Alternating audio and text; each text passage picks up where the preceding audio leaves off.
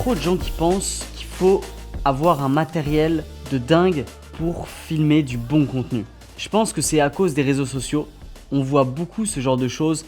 Des gens qui ont des setups de dingue, des setups qui coûtent plus de 10 000 €. Mais la réalité, t'as pas besoin d'avoir autant de matériel pour faire du bon contenu. Perso, ça fait depuis 2021 que j'ai pas upgrade mon setup. Et ça fonctionne très bien comme ça. Et mon ancien setup, je l'avais upgrade juste parce qu'il commençait à vieillir. J'avais un Sony A7S II, je suis passé sur un Sony A7S III. Le fait de ne pas avoir un matériel haut de gamme qui coûte cher ne veut pas forcément dire que tu feras des vidéos de mauvaise qualité. Ça, c'est littéralement une idée reçue. Pour ma part, j'ai deux appareils.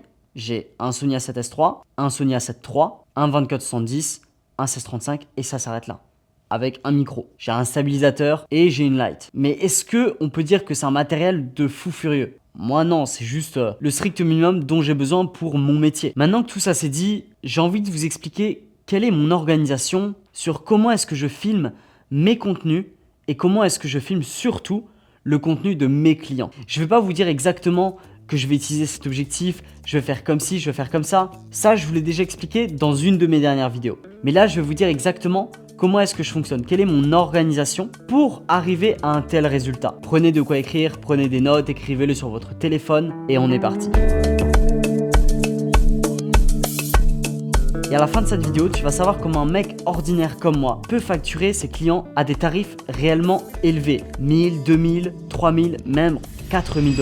Le numéro 1, ma routine de tournage. Comment est-ce que je fonctionne? Récemment, je me suis acheté ce tableau et je me suis rendu compte de l'utilité qu'il pouvait avoir. En chaque début de semaine, je marque exactement comment est-ce que je vais organiser mes tournages et ceux de mes clients. Il y a juste mes deux coachings qui sont là, qui ne bougent pas. Ça, c'est pour mon accompagnement. Je vous en parlerai un petit peu plus tard dans la vidéo. J'essaye de sortir une vidéo Instagram par semaine et 2 vidéos YouTube par mois. D'ailleurs, mon Instagram s'affiche juste ici. Plus le fait que je dois filmer tous mes clients plusieurs fois par semaine, ça fait beaucoup de travail. Alors, quand débute la semaine, je commence pas direct mon tournage. J'attends de voir que tout est planifié.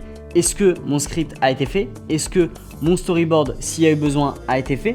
Est-ce que les lieux où j'allais tourner ont été prédéfinis? Quel matériel je vais utiliser? Est-ce que j'ai besoin de mes deux caméras? Quel objectif je vais utiliser?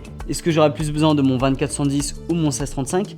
Est-ce que je vais avoir besoin de mon stabilisateur, de mon trépied? Est-ce que je vais filmer en intérieur, en extérieur? Tout ça, si ça n'a pas été planifié dès le début de la semaine, c'est le premier truc que je vais faire. Le skills le plus important qu'un filmmaker devrait avoir, c'est de la patience et savoir gérer son organisation. J'ai beaucoup de problèmes avec l'organisation, mais j'essaie de régler ça petit à petit. Ma méthode de tournage. Comment est-ce que je filme concrètement mes vidéos? Déjà, il y a des points à prendre en compte. J'habite au Panama, en Amérique latine, il fait très chaud. Et le Panama, c'est extrêmement safe. Et j'ai aucun problème à laisser ma caméra toute seule dans la rue. Alors pour créer du content, c'est hyper facile. Tourner tout seul, c'est un art. Tu dois penser à tout, au cadrage, à la lumière et au focus. Personnellement, j'utilise toujours l'autofocus sur mon appareil photo quand je filme tout seul, puisqu'il est ultra puissant. Deuxième chose, ma caméra, elle a un écran à rotule. Ça, c'est hyper important pour filmer mes contenus et que je puisse voir mon retour écran. Petit disclaimer, pour tous les gens qui pensent qu'on ne peut pas avoir un rendu cinématographique quand on est tout seul, je dis pas que mon contenu est un contenu cinématographique, mais j'essaye de me rapprocher au maximum de ce genre de content et pour moi, j'y arrive. Je gère mes scripts, je gère mon cadrage, je gère mon matériel, je gère mes lumières et je gère aussi mon décor. Numéro 4, l'organisation de la post-production. Encore une fois, j'ai déjà fait une vidéo à ce sujet où je peux vous rediriger dessus. Mais le plus important, directement après un tournage en solo, c'est de tout classer sur ton disque dur externe. Le jour de tournage, toutes tes importations, tes lieux de tournage, le type de contenu, est-ce que c'est Instagram, est-ce que c'est YouTube, etc.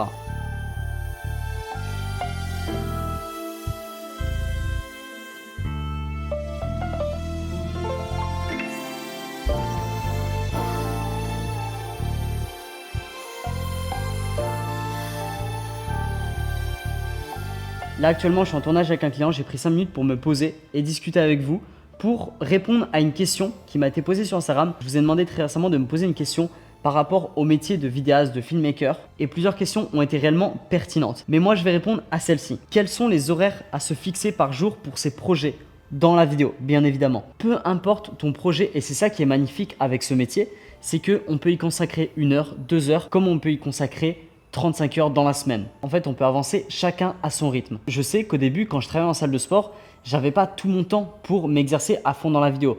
Donc, je faisais ça uniquement le week-end sur mes temps libres. Et ça m'a permis déjà d'avoir de très très bonnes compétences. Et ensuite, j'en ai eu marre et je me suis dit, ok, stop. Maintenant, je sais ce que je veux faire. J'ai réellement pour vocation de devenir un vidéaste. Alors, je vais quitter mon travail et je vais faire uniquement ça. Et à partir de ce moment-là, ça a été réellement game changer. Mais comme je vous ai dit, pendant un an avant, je faisais ça que le week-end, donc à raison de 3 à 4 heures par semaine. Et ça fonctionnait déjà très très bien. Également, c'est ça l'avantage de ce métier. Tout dépend de tes projets. Si tu vas avoir une agence avec des monteurs avec toi, des vidéastes avec toi, partir faire des grosses tournées, ou alors tu peux juste être un petit vidéaste qui fait ça que le week-end et qui se rapporte un complément d'argent. Et dans les deux cas, ce qui est incroyable, c'est que ça peut être une vraie source financière. Alors certes, si tu travailles que 2 heures par jour à contrat de 8 heures par jour, tu n'auras pas les mêmes résultats au bout. Mais quand tu connais bien ton métier, même travailler 2-3 heures par jour, tu peux toucher de très belles sommes.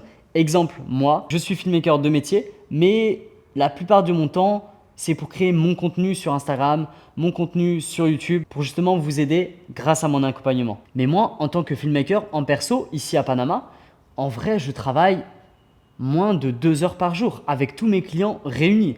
Parfois, j'ai des grosses journées, mais la plupart du temps, non. Et juste grâce à mon métier, je fais en général entre 3 et 5 000 $. Et si je veux travailler plus, je sais que je peux avoir beaucoup plus. Sauf que comme je vous ai dit, je consacre beaucoup plus de temps à YouTube en ce moment. Et il y a justement beaucoup de gens qui me posent la question de comment est-ce qu'est mon accompagnement, à quoi ça sert, qu'est-ce que ça veut dire. Alors attendez, je vous explique tout exactement. En gros, j'ai créé un accompagnement, carrément même une école où je vais venir aider tous les futurs jeunes vidéastes, filmmakers, monteurs vidéo qui veulent réellement vivre de leur passion et avoir un réel revenu stable avec cette activité. Et dans cet accompagnement, je vais vous aider à justement gérer votre caméra, créer son œil de filmmaker, savoir gérer le décor qui nous entoure, utiliser une caméra à 100%, préparer des scripts, des storyboards et gérer parfaitement un tournage jusqu'à la post-production, avoir un montage réellement parfait, un montage qui est réellement impactant, mais également et surtout savoir créer sur le bout des doigts un réel color grading. C'est une compétence en 2025 qui vaut littéralement de l'or. Et aujourd'hui, tout le monde se rend compte de l'importance du color grading. Comment on peut transmettre de l'émotion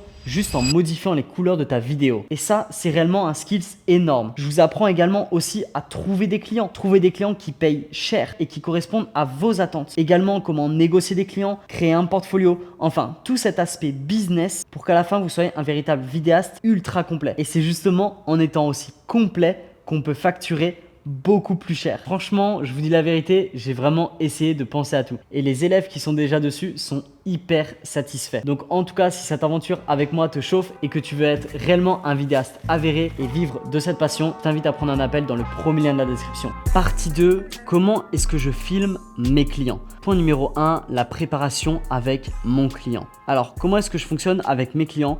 Parce qu'ils ont très souvent besoin de moi. Donc dès qu'ils ont du contenu à créer, moi je dois être là pour eux. Alors moi, ce que je fais toujours pour démarrer sur de bonnes bases, c'est que je lui demande qu'il m'envoie ses scripts ou tout simplement ses idées pour savoir où est-ce qu'il veut aller, de quel matériel j'ai besoin et comment est-ce que je peux structurer tout ça. Et également, je peux lui faire un devis si jamais il a besoin de matériel supplémentaire que je n'ai pas. Par exemple, des caméras plus grosses, des objectifs différents, etc.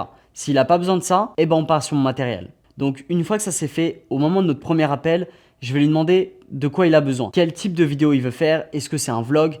Est-ce que c'est une vidéo facecam? Est-ce que c'est une vidéo type documentaire? Est-ce que c'est une publicité? Etc. Je lui pose toutes les questions qui sont importantes pour que moi, ensuite, je puisse lui préparer un mood board, je puisse lui préparer un storyboard, la définition du style visuel, pour qu'ensuite, au moment du tournage, tout aille beaucoup plus vite. Plus tu es pro en amont, plus ton rendu sera professionnel. Allô mec, comment tu vas? Ouais, ça va et toi, Colin? Ça va, très bien. Alors dis-moi, tu voulais qu'on fasse un projet ensemble? Quelque chose comme ça? Bah écoute, ouais, en vrai, franchement, moi ça me chauffe. Hein. Je me suis permis de juste record avec ma caméra pour montrer un petit peu notre appel, ça te dérange pas? Ok. Non, du tout. Vas-y, nickel. Est-ce que tu peux me parler juste brièvement de ce que tu veux faire? Et comme ça, moi, je te dis un petit peu comment je vois les choses et puis comment on peut fonctionner tous les deux, quoi. Et j'avais déjà fait une vidéo il y a quelques années, si je dis pas de bêtises, sur mon expérience à Panama. Et là, justement, je me dis, bah pourquoi pas refaire une vidéo avec un peu plus de maturité. Et tu m'as envoyé rapidement un petit script de ce que tu voulais faire, de ce que tu voulais aborder dans la vidéo. Donc ça, c'est trop cool. J'ai tout ce que j'ai tout. Donc tu veux parler de la sécurité, les relations. Et ben comme ça, j'ai à peu près tout. Il y a aussi, ce sera une sorte d'FAQ parce que moi, j'ai vu qu'il y avait des questions. Ce qui serait sympa, c'est que moi, je te pose les questions et que toi tu réponds directement pour que ça crée un peu une interaction entre nous, tu vois. Ça peut être sympa. Ouais, je pense que ça paraît pas trop mal. Mais en vrai, ça peut être cool. Et ben écoute, avec ce que tu m'as envoyé, moi je vais te préparer un petit storyboard comme tu as vu.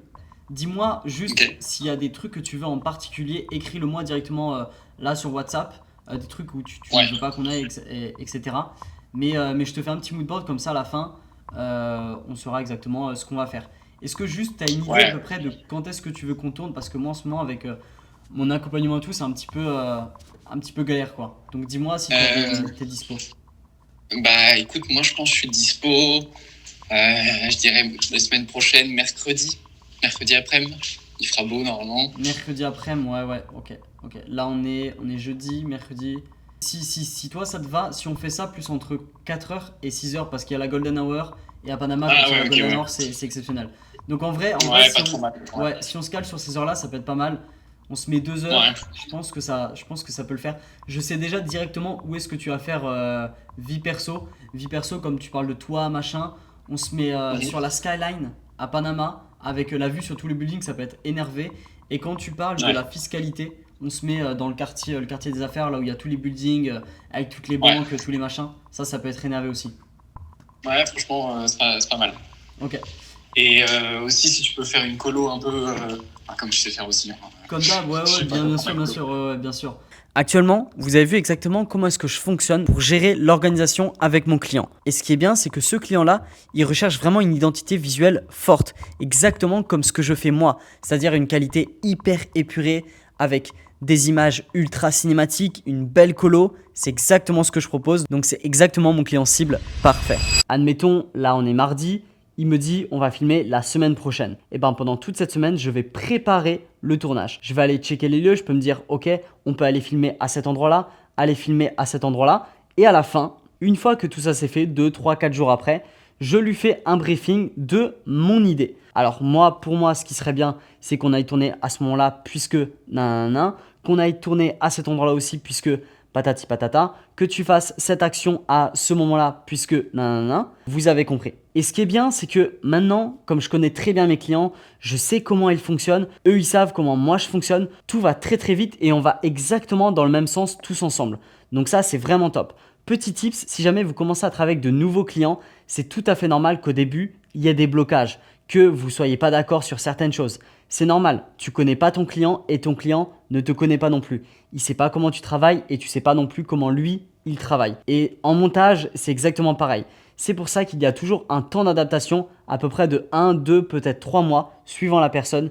Et ensuite, une fois que vous avez vraiment compris comment cette personne fonctionne, et bien là, ça va beaucoup plus vite. Et en fait, vous verrez que lorsque vous préparez toutes ces choses en amont, vous allez vraiment step up et devenir meilleur. Et aux yeux de votre client, vous allez devenir le meilleur. Puisque vous serez le seul littéralement à pouvoir faire ce genre de choses. Point numéro 2, le setup optimal pour un client. Quand je bosse avec un client, je monte littéralement en gamme. Je m'adapte littéralement à la direction artistique de mon client. Un client, s'il te paye cher, il veut du haut de gamme. Donc, il paye pour du haut de gamme. C'est largement possible que ton client ne veuille pas payer cher. Et c'est normal, il faut lui apprendre ces choses-là. Pourquoi? En faisant des vidéos de meilleure qualité, ça va lui attirer de réels bénéfices. Avec un contenu haut de gamme, votre client va attirer des clients haut de gamme. Et pour terminer, je passe en post-production. Là, la post-production, ce que je fais pour mon client, je fais exactement la même chose pour moi. Je vais tout trier de A à Z et ensuite, je vais m'attaquer au montage et je vais lui délivrer ma prestation finale.